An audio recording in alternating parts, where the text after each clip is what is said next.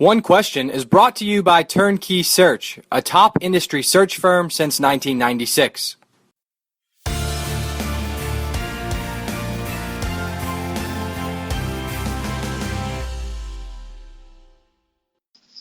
Today on One Question is Clemson Athletic Director Dan Radakovich. Dan, I prepped you a little bit on this question, and it's been top of mind for me the last couple of weeks, especially now that we're right in the heart of the head coaching carousel for men's and women's basketball.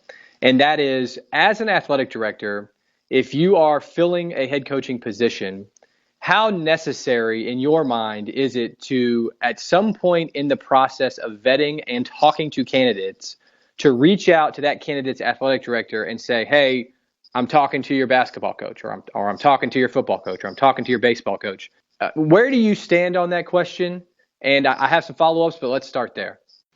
As it relates to the athletic director of the hiring school talking to the athletic director of the school where a coach currently is, I guess, I'm from the school that should happen.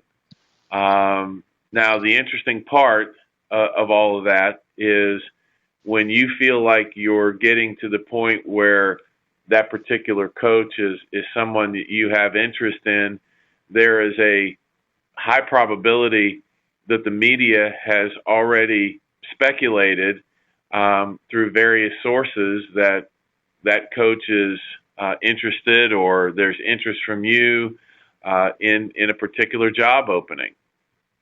So it's probably going to be rare nowadays for this to be the type of call that it was when this tradition or habit began many years ago as a lookout block. But I still think, amongst directors of athletics, I think it's important for that communication to occur.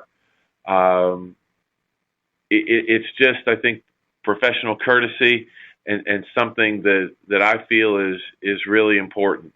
Again, there's a high likelihood that athletic director whose coach is looking will have gotten information from third-party sources that his or her current coach is looking. So it may not have the same impact that it had years ago, but I think it's still a good courtesy.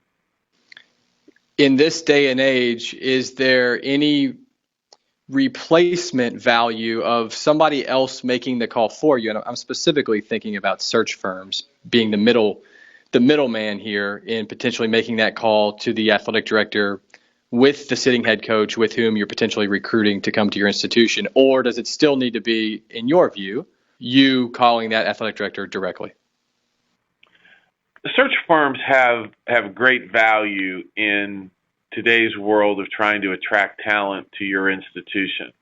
However, as you get down to the brass tacks of, okay, you have culled your field from 10 to 8 to 6 to 4, and here's the ones that you're really interested in, or even smaller than 4. I think at that point in time, it still gets to the point where it should be a call to the athletic director. Now, there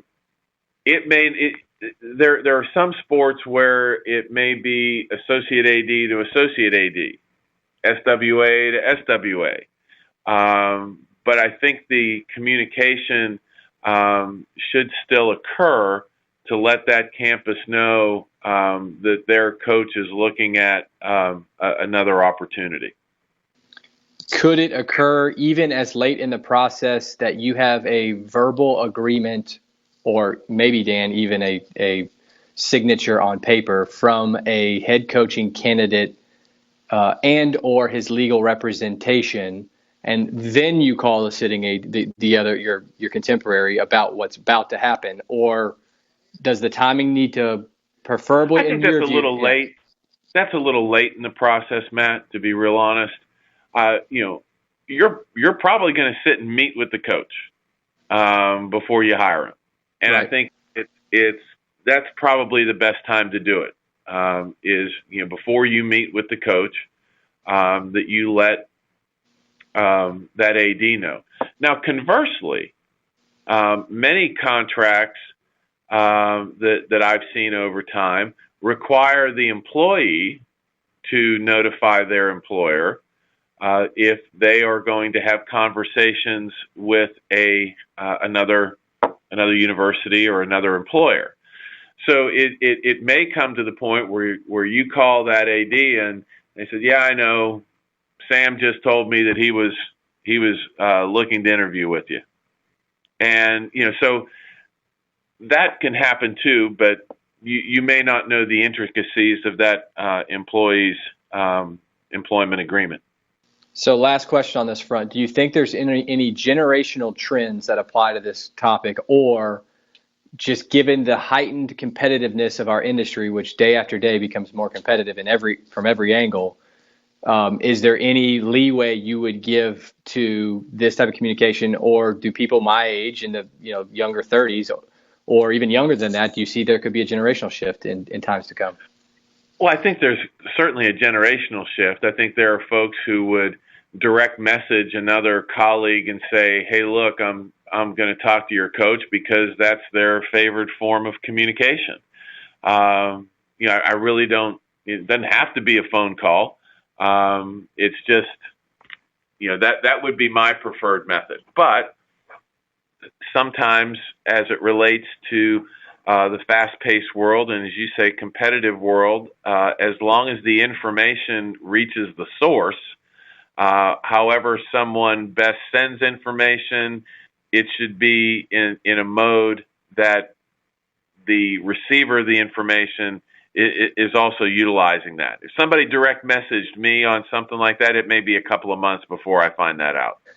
And that's today's One Question, brought to you by Turnkey Search, a top industry search firm since 1996.